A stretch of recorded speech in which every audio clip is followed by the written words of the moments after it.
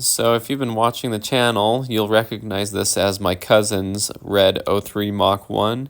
This car has quite a story, and I've had the entire story of the car on my channel. I've had updates on the channel recently of getting the car's engine replaced. It has the bottom end out of an automatic Mach 1 that had about 40,000 miles on it. He's put about 10,000 miles on this car since he's had it back together so far.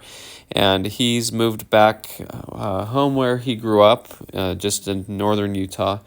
And he's working with a friend at a car dealership, and he sent me these videos.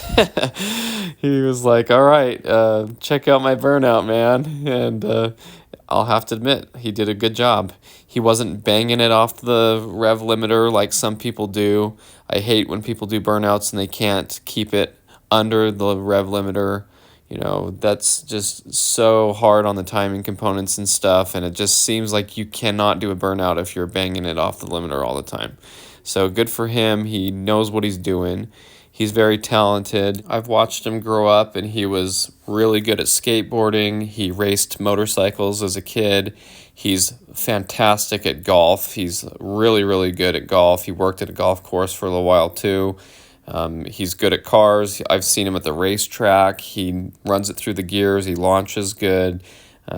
He's been in the airplane, and he took the controls, and he could fly really well. So just a lot of talent with this young guy, my cousin. He's almost 10 years younger than me. But this impromptu burnout on the dealership lot makes me kind of laugh. This is like history of muscle cars. You know, you hear these kinds of stories. You see these cars that have just done everything, and, you know, people just give them no mercy and definitely use them for what they were made for. And it reminds me of a story when I was growing up a kid. There was a family friend who would teach me in my church class and stuff, and he told me some stories about when he had a '69 Mustang Mach 1, and his friend had a '70 Mach 1. I believe the '70 was a 4-speed, and his '69 was an automatic. And these are stories that you would only hear through other people, through word of mouth. The internet wasn't very big. I mean, you might read a story like this somewhere, but there was no YouTube or anything to go watch these videos about. And a lot of muscle car stories will never be told again. They're told by the people who experienced them, and then those people end up dying off, and then you don't hear these stories anymore, and it's only a memory now. And so I wanted to share a little bit about these two Mach 1s real quick. A couple stories he had said, just since we're talking about Mach 1s and doing crazy things with them.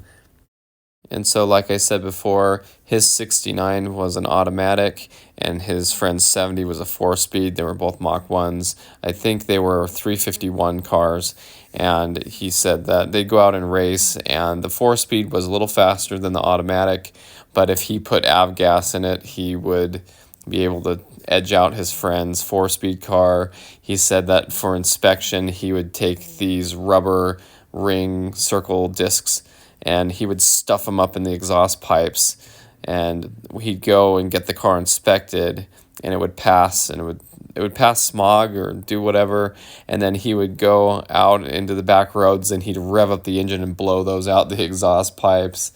And the last story that I remember him telling me was that he was known as the Orange Crush kid in high school. He would go to all the parties, but when everyone was drinking, he would just bring an Orange Crush can of soda and walk around. And he said one time they were at this party, and he had to go all the way around a lake to get home. And for some reason, he was with his girlfriend, and they had to get home quickly, and he was really booking it on the back roads, going really fast. And he said there was usually a cop that would hide around there somewhere. And as he was going around a bend, all of a sudden, in this break in the cornfield or the lake or something, he looked over and he could see the police car last second. And it was like slow motion as he went by. He locked faces with the guy in the police car, but the guy was asleep. And so he was like totally blown away that he got away with getting around a police car where he probably would have been caught, but the cop was just knocked out cold sleeping.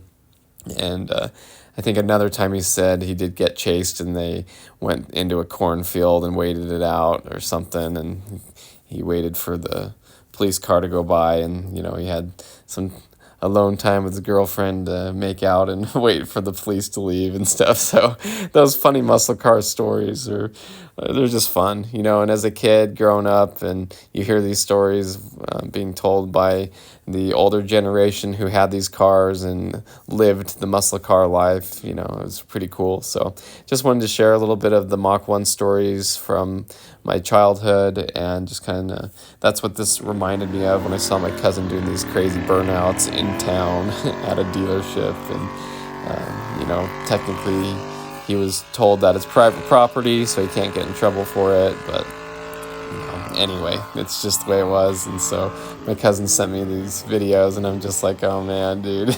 you're beating on that car, you gotta make sure you can fix it if you break it. But he's just a wild kid. So thanks for watching. I hope you enjoyed the video, and stay tuned for more Mustang content.